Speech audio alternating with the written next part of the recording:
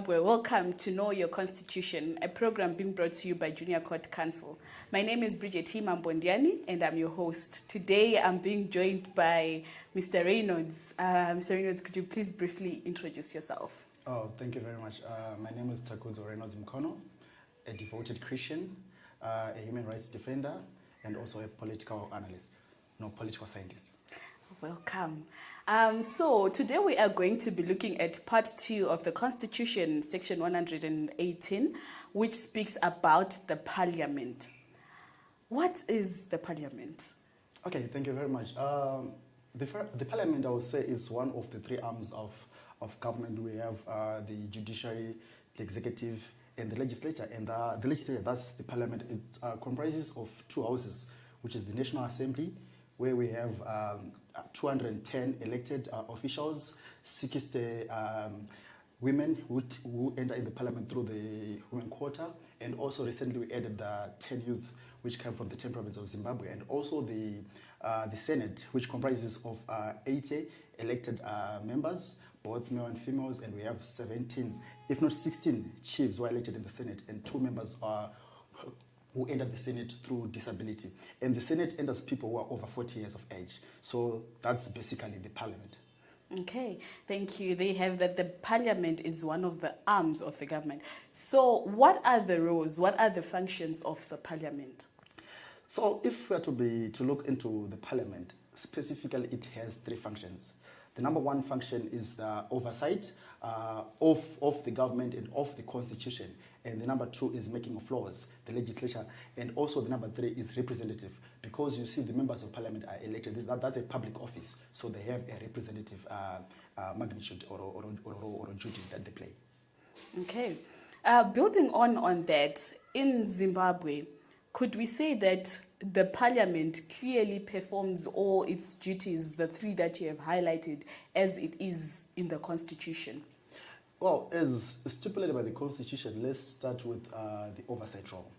The Parliament is there to safeguard the Constitution, right?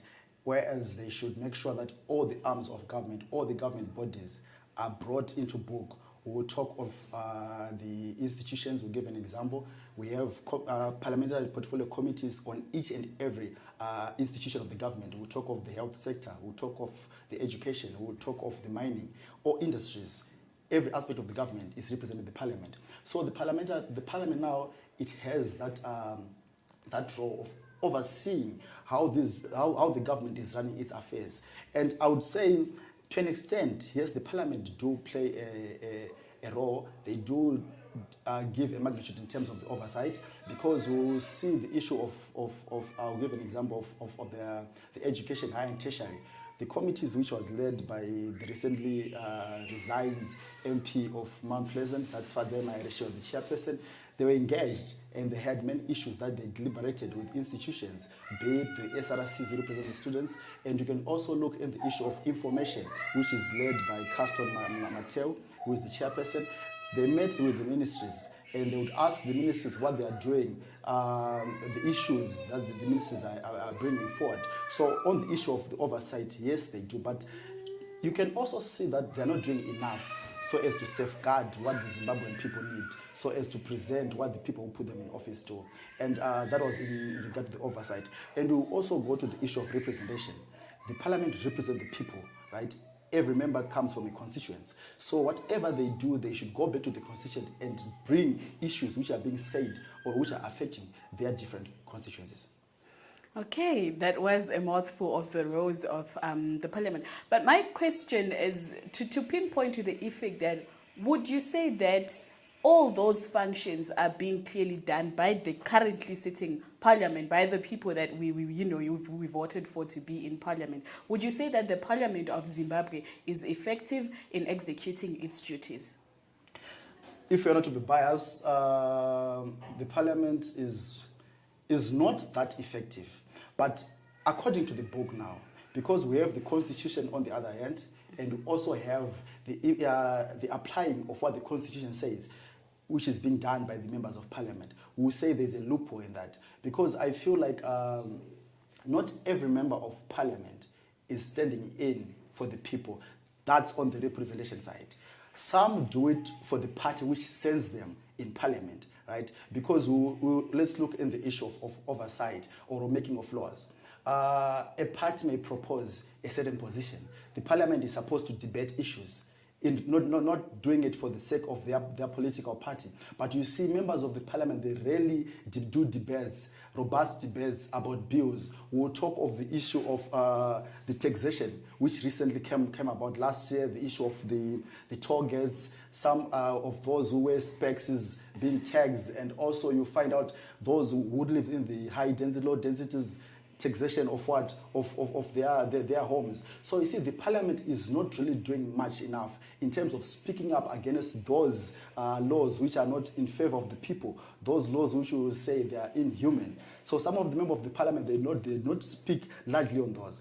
Rather, they speak in regards to what their political party is saying. If a political party A says they're in support of this motion, you will see all the members of that party will just say vote in regards to what, to that motion, not debating on is that bill favorable to the people, is it conducive to the citizen of Zimbabwe. So I would say in regards to the representation, whereby they are supposed to safeguard the constitutions, their mandate, and also represent the people of Zimbabwe, we say the members of parliament are not doing that. Rather, they are doing it for their masters, which is the political parties. Okay, interesting there.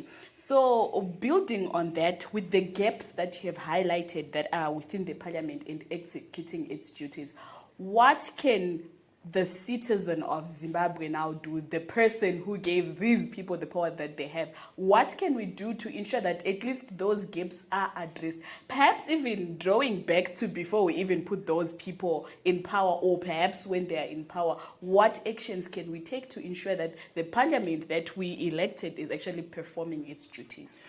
Well, the citizens, we have the power of everything.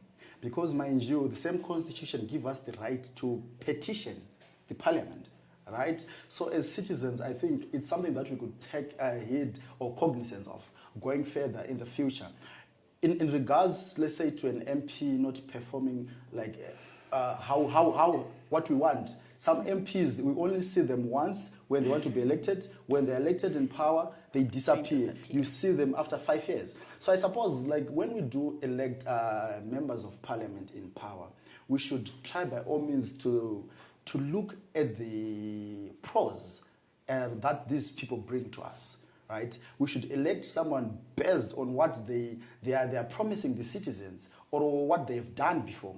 Because this issue of us electing someone because of their political party, I feel like it has killed Zimbabwe, and it has drained us very much, largely because we are saying as Zimbabweans we are suffering because of that. If we had members of parliament who cares about the laymen down there in Lotito, if we have parliamentarians who cares about those people who are suffering, they would have stopped some of these bills, of these laws being passed, because it's the mandate of the parliament as the legislature to make laws. So if they cared about us, they would have stopped some of these laws being passed in parliament. So I suppose we should look through the way that we elect these leaders, what they carry, right? Their capacity, and we'll see if they are there to save us as Zimbabweans or they're just doing it for their own good. I think that's something that you can do. And also the issue of partition, as I said, we have that right to partition the parliament. In any regard that we feel that is being infringed, be it our right, we have the right to partition the parliament. So I think we need a coordination in Zimbabwe, maybe from those groups, which can pressure groups, which can lead these issues, so that we get a representation which is there, which is good, and which is pro-people. Okay. So petitioning the parliament, as you have highlighted, it's one of the very key, legal litigations to problems. So has it been effective in your analysis as a political analyst in the past years? Is it effective to petition the parliament of Zimbabwe, as a citizen who is concerned? Large voices do bring results, because what's needed to be done is it being done as a collective. We have organizations like I just graduated from the universities. I would look at student organizations which have been doing that in regard to education specifically. Mm-hmm. And when you petition the parliament, they do give you the ear. They do listen to you. Because as long as you know who is chairing that committee, even if you don't know who's chairing that committee, the parliament is a clerk of parliament. we have the president of Senate, and also the same applies in the National Assembly. If you know them, we should just engage those. And if we engage those, they will give us an ear through a relevant committee on whichever committee that you want to speak for. If it's about health, let us commission the parliament through the chairperson of the Health Committee. If we are talking about education, let us do the petition through the parliamentary portfolio on education. The same applies to mines. If it's about health, if it's about environment, let's do the same, because they have those committees and they will give us an ear and hear our issues, how we are crying, and what we need them to do and to do the changes. Okay. I would also want to ask, interestingly, recently we've had, people talking about the issue of two-third majority representation in parliament, and, how it can affect the population, how it can affect the citizens. What would be your comments on the issue of two-third majority, especially now that it's becoming so much of a heated topic? Yeah, well, if let's take it in this way. There are certain things which needs a two-thirds majority in parliament for it to be passed, because, mind you, the parliament votes. So let's just start from how a law is made or legislature is made, right? The parliament debates about a certain bill for it to be passed, right? Mm-hmm. And when they agree, they might not agree, not everyone is in support of it, right? They will vote. And that two-third majority now means it will make the bill to pass, for it then to be sent to the president for him to sign. And we're talking both the houses, that the Senate and the National Assembly. So when a two-third majority is being said, they are talking in regards to a political party. So in this picture, a two-thirds majority, more likely it's ZANU-PF which has a two-thirds majority. And what are people saying in terms of the two-thirds majority? They can make any law which they want. We will speak of the presidential tenure, right? We can also speak of exactly the patriotic bill. Mm-hmm. So if they have that two-thirds majority, and if they are in support of those two, they can just pass it through voting. So now that's when we see, as you were saying, it's more of a party position now for them to pass the bill through that two-thirds majority or not. So I think that's where most people are saying. And eventually, we'll see if they want anything, they will pass it. And to the pro people now, we are calling who is the Minister of Finance? Who is the Governor of the Reserve Bank? The ones who passed those, who brought those issues of taxation and stuff. They are the ones from ZANU-PF. And do you think an MP, a member of parliament from ZANU-PF, is going to stand up and say, I don't support this? Mm-hmm. It's largely not like that. Yeah. So, yeah, that's how I see it in terms of the two-thirds majority. Okay, now that we've delved also into that issue, the issue of recalling, there are some things that as young people we hear, we read about, we talk in passing, but we will lack that deep understanding as to what exactly is it we're talking about and what is it exactly that, us as citizens are supposed to do. The issue of recalling of parliamentary members, is it legal? Yeah, it's legal in regards to the Constitution. Though I would want it to be in brackets now. How is it being done? That's the other issue. But it being legal, it is legal because the Constitution says one ceases to be an MP if he has done so and so. If they see your health, you are no longer able to stand mentally, and then if you have been convicted, right? You cease to be a parliament, and the conviction is said if it's something which is over 6 months without an option to pay fine, something like that. And now they say when one ceases to be a member of a political party which directly financed, which directly supported you to be in that position, you then cease to be what? To be a member of parliament. And also that party has to write to the Speaker of Parliament that Bridget Mambondiani is no longer a member of so-and-so party, therefore she should not represent our party. Then you'll be recalled. That's the legality of it. But however there are issues now, how is it being done, especially in regard to the context of our own nation, Zimbabwe? Mm-hmm. But then, as citizens of Zimbabwe, right? Like you said, we are the one who vote for our representative. That's democracy, right? Yes. So if we are to vote for you, Mr. Reynolds, to say we want you to represent us as a member of parliament, Yes. and you get recalled, what about the citizens that voted for the people to be there? Like, what does that say about our parliamentary system in Zimbabwe? Well, I think that also brings an aspect that our constitution, right? Those are some of the loopholes that we have, because a person is not voted by a political party. Yes. A person is voted by the people, the citizens of Zimbabwe. Yes. So, like, for one to be recalled by a certain individual, especially the issue of Zimbabwe, like I'll speak of the CCC, whereby recalls have been done by a so-called one Shabangu, who the party on its own denies knowing, right, and to be a member of the party in terms of him being the Secretary General. So now it brings like a painful item to the citizens of Zimbabwe, because we voted for someone that we want, and an individual comes now and just recalls the person from Norway, right? So I think it's something that those in position to make laws, they should look into that section, right, which specifically speaks of recalls being done by a political party, because it's not really fair to us as the citizens. And mind you, these recalls do cause by-elections, and they are just being done nicodemously, right? One person is recalled today, the president comes and do a proclamation of a date for by-elections, and you see other 5 people are also being recalled. So it means the state is losing funds, right? The state coffers are just going to waste through these by-elections. So we feel like those in power, those who make the laws, they should find an alternative rather of scrapping off this issue of recalls, because it's not doing any good to the nation. On the 23rd of August, Zimbabweans voted for what they want. And we want that to stand, and we want that to be respected, not what's being done as it is. Could you also comment in relation to that on the issue of one actually resigning from the parliament, one withdrawing from the parliament after the people actually voted you into power? What would your comments be on that as a citizen who voted?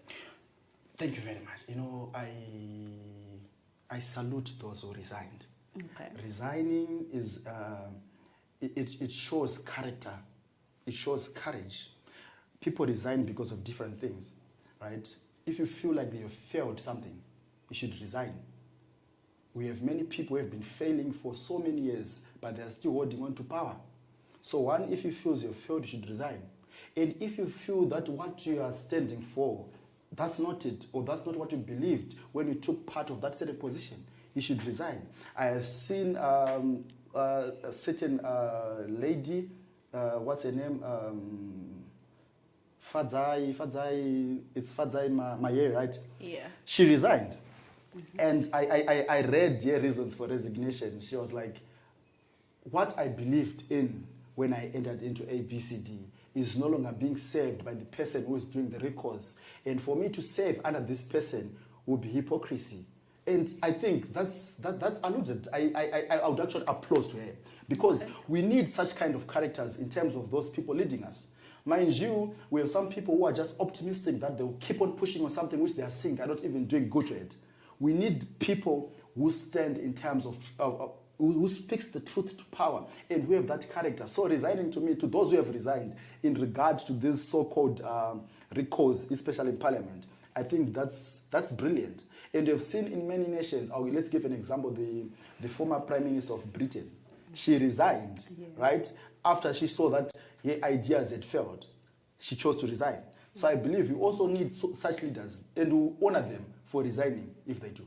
Okay. Thank you very much. That was like a mouthful of things that, you know, at times we just overlook through. You just say it's a topic and you're like, okay, so that is what it is. What would be your closing remarks about the parliament in Zimbabwe? You know, I would want to start from the constitution on its own. You know, our constitution is regarded as one of the best constitutions, right, in terms of the theoretical aspects of it. And I believe the Parliament of Zimbabwe needs to respect the citizens. That's number one. Those people elected into power, they should respect the citizens. They should engage the citizens. That's doing the representative aspect of it. They should also make sure that when they do debates, let them be robust. They should speak in terms of integrity, in terms of the positives of those laws that they are making to the people, right? And then they should also do that oversight role, whereby they look in all the government entities. They should look into all the government, the public enterprises, and make sure that they are doing things which are for the people, which benefit the people, which apprehend and uphold this lovely constitution of Zimbabwe of 2013. And also, they should also, when they are making laws, that's the legislative part, they should see that the laws that they are doing, are they for the people?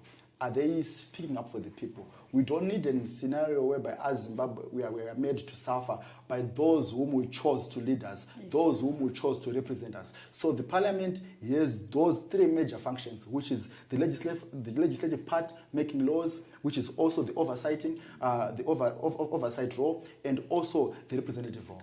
So I just hope the parliamentarians will choose to stand for the people who elected them. There you have it, Zimbabwe. We were looking at the parliament and its function. This is from us as Junior Court Counsel. Thank you.